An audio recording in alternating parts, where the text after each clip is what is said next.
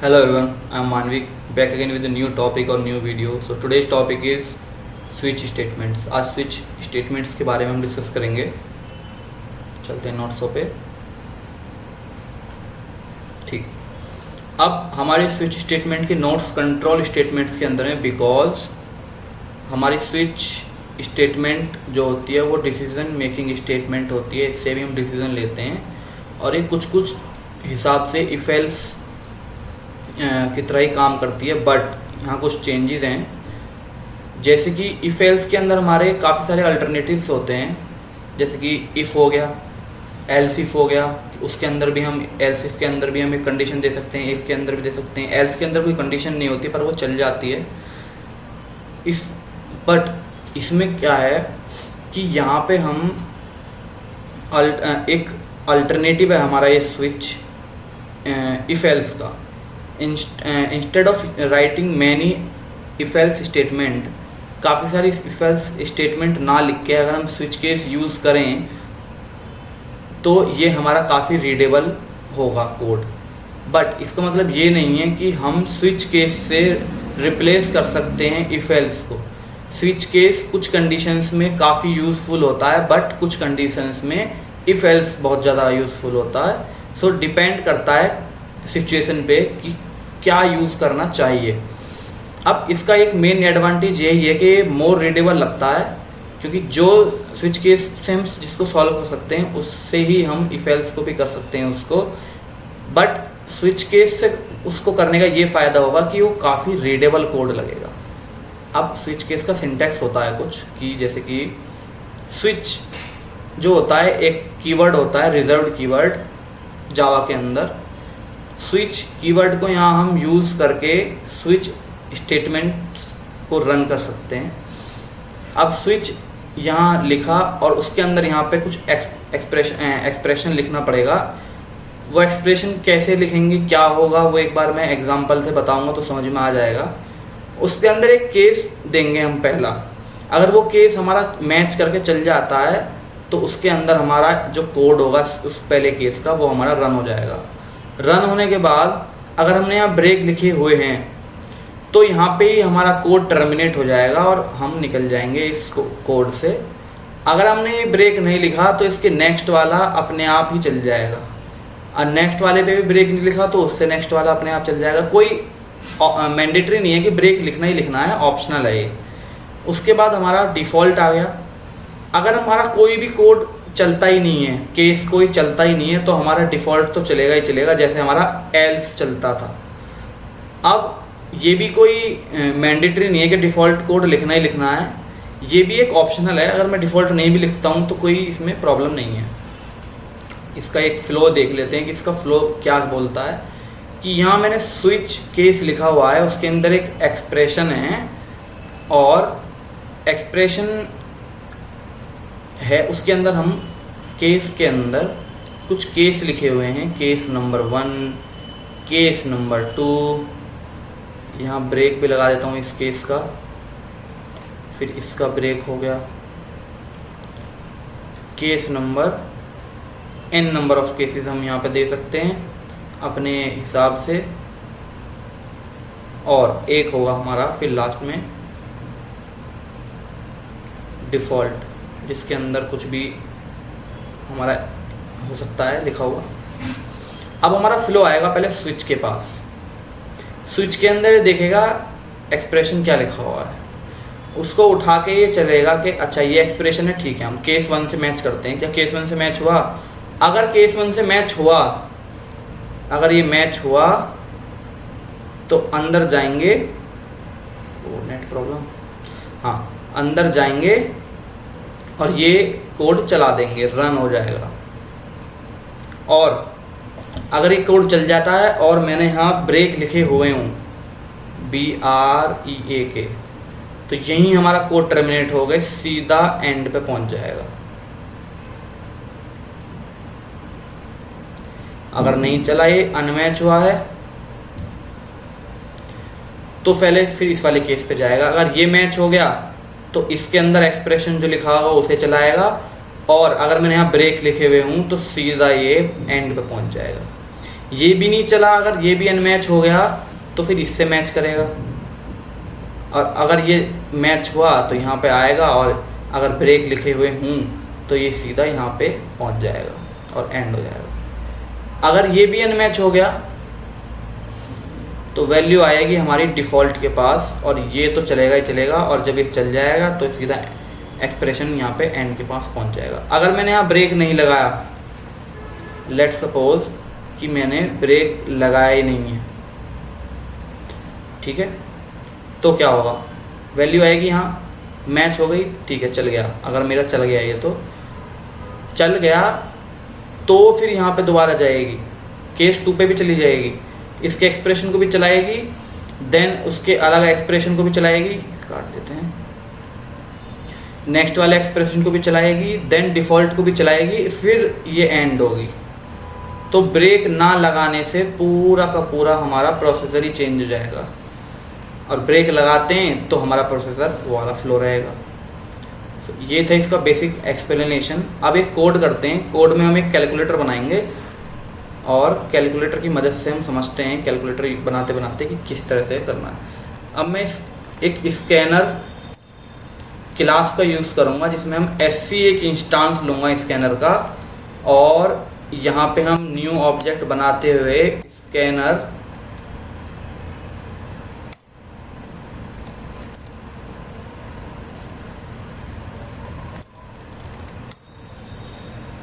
System dot in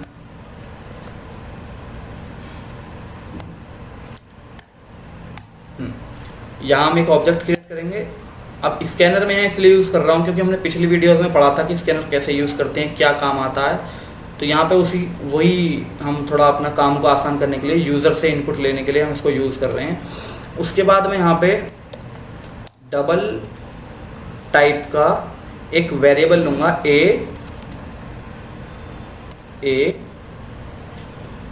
जो हम SC instance है उसके द्वारा हम नेक्स्ट टोकन को पढ़ने के लिए डबल टाइप के यहाँ पे इसको यूज़ करेंगे। देन उसके बाद यहाँ पे हम एक यूज़र से इनपुट लेने के लिए हम यहाँ पे एक अपना काम आसान करने के लिए system dot out dot println ए वैल्यू मांगेंगे। ए वैल्यू यहाँ पे हमारी जब प्रमोट हो जाएंगे तो ये वहाँ वैल्यू आ जाएगी। फिर उसके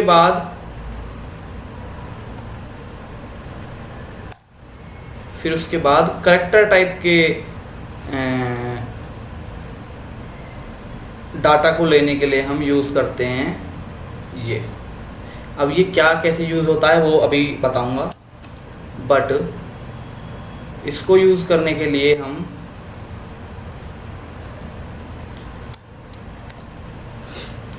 यहाँ पे लिखेंगे प्रेस द ऑपरेटर बिलो, यानी नीचे दिए गए ऑपरेटर में से कोई सा ऑपरेटर चूज़ करें, प्रेस करें। और फिर हम यहाँ पे सबसे पहले देंगे प्लस ऑपरेटर। कैलकुलेटर में हमारा प्लस होता है। हम सिंपल एक कैलकुलेटर बना रहे हैं, कोई साइंटिफिक कैलकुलेटर नहीं बना रहे हैं। और एक माइनस होता है, और एक हमारा होता है मल्टीप्लिकेशन, और एक हमारा होता है डिवाइड। इन्हें थोड़ा दूर दूर कर दें वरना ये पास में दिखेंगे कंसोल पे, ठीक है। ये सारे हमारे ऑपरेटर्स होते हैं। ये एक तरह से अर्थमेटिक ऑपरेटर हो गए। यूज़ हम और भी कर सकते हैं, बट यही बेसिक होते हैं हमारा। अब एक बी के अंदर भी वैल्यू हम स्टोर कराएंगे, क्योंकि दो वैल्यूज़ में तो हम ऑपरेटर्स को यूज़ करते हैं, या फिर दो से ज़्यादा वैल्यू के लिए। अब यहाँ पे हम एक डबल में इसलिए ले रहा हूँ क्योंकि हम पे पॉइंट में भी वैल्यू आ सकती है। और वेरिएबल यहाँ चेंज कर देते हैं बी, सिंपल। अब ये होने के बाद हम करेंगे स्विच को यूज ऑपरेटर। अब मैंने ऑपरेटर यहाँ एक्सप्रेशन दिया है। ऑपरेटर क्यों दिया है? क्योंकि इसके अंदर ही हमारे ऑपरेटर्स हैं, प्लस माइनस और नेगेटिव। ये हमारे ही अपने हिसाब से हम दे सकते हैं, यहाँ पे कुछ और भी दे सकता था, पर मुझे यहाँ पे ऑपरेटर यूज़ करना है बिकॉज मैं कैलकुलेटर बना रहा हूँ। अब मैं यहाँ केस दूंगा पहला। उस केस के अंदर मैं क्या डालूँगा कि प्लस। अगर प्लस मैच हो तो अंदर जाओ और system dot out dot println करते हुए की हेल्प से आंसर दो। आंसर मेरा क्या आना चाहिए?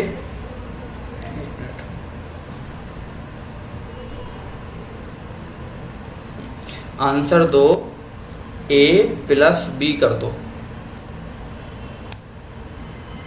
ठीक है, और ब्रेक कर दो। ब्रेक मैंने बताया हम क्यों यूज़ कर रहे हैं। अब इस तरीके के हम ये सारे केसेस को बनाएंगे। यहाँ प्लस दे रखा है तो यहाँ माइनस दे दूंगा, यहाँ मल्टीप्लिकेशन दे दूंगा, यहाँ डिवाइड दे दूंगा। अब यहाँ मैंने चेंज किया है, देखो कोई एरर तो आ नहीं रहा है, बट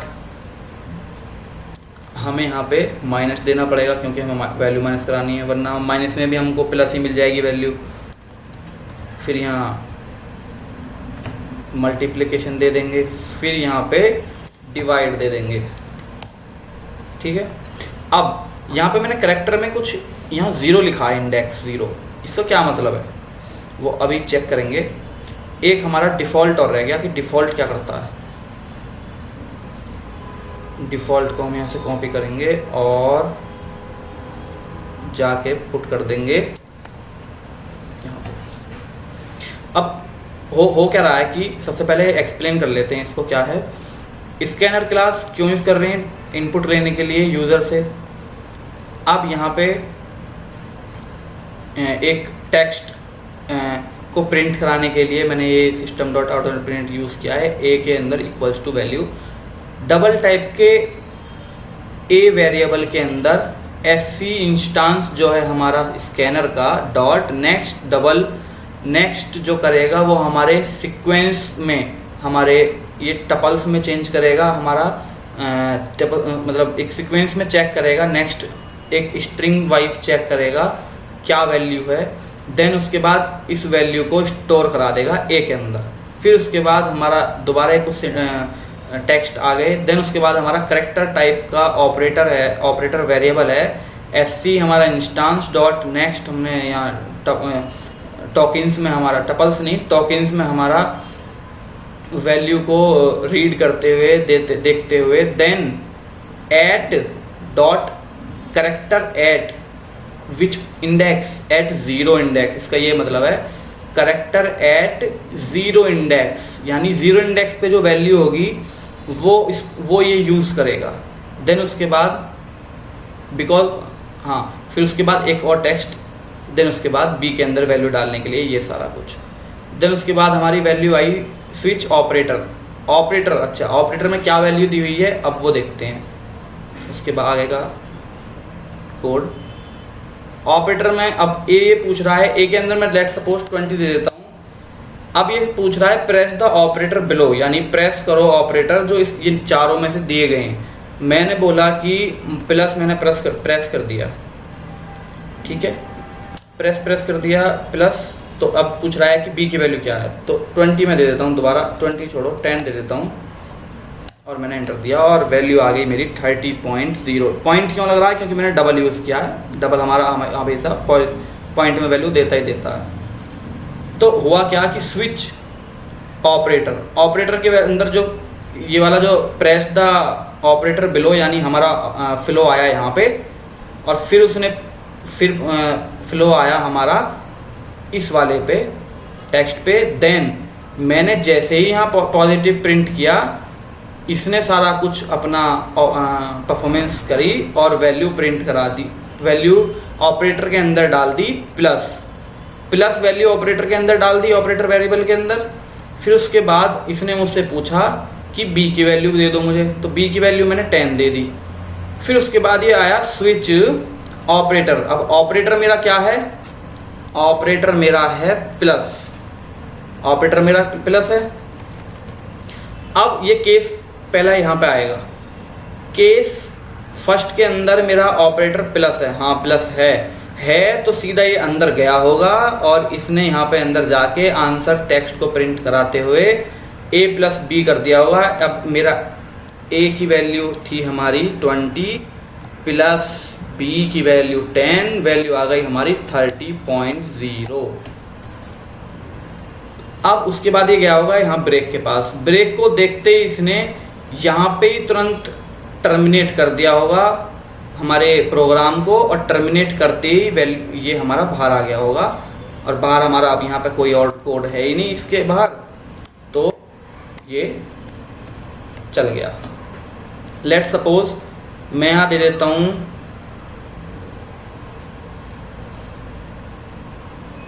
वैल्यू में 20 दे रहा हूँ यहाँ पे भी दोबारा, और मैं दे देता हूँ यहाँ पे माइनस प्लस। मैंने अगर दो ऑपरेटर दे दूँ तो क्या होगा, माइनस प्लस 10, वैल्यू आई 10।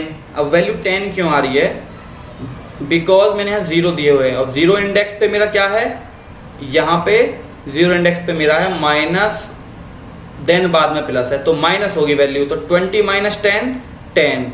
अब अगर मैं यहाँ पे लिख दूँ 1, लेट्स मैंने यहाँ 1 लिख दिया, तो अब क्या होगा, a की वैल्यू पूछ रहा है, a की वैल्यू मैंने दी 20 और फिर उसके बाद मैं दोबारा माइनस प्लस देता हूँ और 10 वैल्यू दोबारा ऐसे दे देता हूँ जैसे दी थी, देखो अब 30 हो गई। यानी अब मेरे जो 1 पोजीशन पे है, 1 पोजीशन पे मेरा क्या है प्लस, तो प्लस मेरी 20 प्लस 10 30 हो गया। अब इसका मैं एक फंडा बताता हूँ बेसिक, क्योंकि ये पता नहीं होगा कि हमारे प्रोग्रामिंग के अंदर हमारा इंडेक्स स्टार्ट होता है 0 से, then 1, then 2, then 3, then so on. क्योंकि कन्फ्यूजन होती है कि 1 2 3 हम तो इंडेक्स 1 से स्टार्ट करते हैं हमेशा, पर यहाँ हमारा 0 से स्टार्ट होता है। तो जब मैंने वैल्यू माइनस प्लस दी होगी और मेरी a की वैल्यू है हमारी 20 और b की वैल्यू हमारी है 10, तो वैल्यू के यहाँ पे क्या हुआ होगा कि इंडेक्स 0 पे मेरा ये है और 1 भी यहाँ पे है। तो जब मैंने इंडेक्स दिया हुआ था यहाँ पे 0, तो इंडेक्स 0 पे जो वैल्यू थी यानी माइनस, तो ये दोनों माइनस हो गए, तो वैल्यू आ गई हमारी 10। जब मैंने यहाँ पे इंडेक्स 1 कर दिया तो अब हमारा ये यूज़ हो रहा होगा और ये यूज़ हो रहा होगा, तो यहाँ प्लस हो जाएगा, तो प्लस होकर हमारी 30 वैल्यू हो जाएगी। इसका सेम फंडा था। अगर मैं इंडेक्स कोई 2 भी दे दूँ तो यहाँ पे जो 2 कोई मैं कुछ दूंगा, यानी मल्टीप्लिकेशन हो जो कुछ भी हो, वो यहाँ पे इसको प्रिंट कराएगा। अगर यहाँ पे मैं कोई ये दे दूँ तो क्या होगा, ये देखो मैंने यहाँ पे दे दी इंडेक्स 2 दे दिया, और अब वैल्यू मैंने दोबारा 20 दे दी, वैल्यू कुछ भी दे सकते हैं, मैंने 20 ले दी, और माइनस प्लस, और ये ऐसे ही कोई ऑपरेटर है, और वैल्यू यहाँ 10 दे दी। देखो इनवैलिड ऑपरेटर बता दिया। क्यों बताया पता है, बिकॉज ये ऑपरेटर मैंने, या फिर ये सिंबल मैंने, ऑपरेटर नहीं है ये सिंबल मैंने यूज़ ही नहीं किया है चारों केसेस में। देखो प्लस लिया है, माइनस लिया है, मल्टीप्लिकेशन लिया है, और मैंने डिवाइड लिया है। इसके अलावा इस टाइप का कोई भी सिंबल मैंने यूज़ किया नहीं है, इसलिए ये कोई सा भी केस नहीं चला, सीधा फ्लो आया मेरा डिफ़ॉल्ट पे और इनवैलिड बता दिया। अब चूंकि मैंने यहाँ 2 लिया था तो इसलिए ये यूज़ हुआ है। अब अगर मैं यहाँ ले लूँ वैल्यू 1, तो फिर दोबारा से वही होगा कि 10 प्लस 1 20 हो जाएगा। 0 ले लूँगा तो फिर 10 माइनस 10 10 हो जाएगा। अब एक कन्फ्यूज़न और होगी कि भाई तीसरे वैल्यू पे ही चलेगा या फिर पहले भी ये इनवैलिड बता सकता है, तो वो भी देख लेते हैं। 20 और प्रेस मैंने किया कोई ऐसा ही ऑपरेटर नहीं सिंबल, या फिर मैंने ये दे दिया, वैल्यू मैंने 10 दी, देखो फिर इनवैलिड बता दिया, यानी अब की बार भी यही चला, इनमें से कोई सा केस सेटिस्फाई हुआ ही नहीं। अब एक और चीज़ है कि अगर मैं यहाँ ब्रेक हटा दूँ तो क्या होगा, तो क्या होगा। मैंने यहाँ ब्रेक हटाया, अब देखो क्या होता है। तो मैंने वैल्यू दी ए के अंदर 20, बी के अंदर, अब यहाँ पे मैं दे देता हूँ प्लस दे देता हूँ पहले ही, और बी के अंदर 10। ये देखो सारे के सारे क्वेश्चन आंसर चल गए, सारे केसेस चल गए। ब्रेक ना होने की वजह से पूरा का पूरा फ्लो चेंज हो जाता है, और आंसर पहले प्लस हुआ, फिर माइनस हुआ, फिर मल्टीप्लाई हुआ, देन उसके बाद डिवाइड हुआ, देन इनवैलिड ऑपरेटर भी चल गया।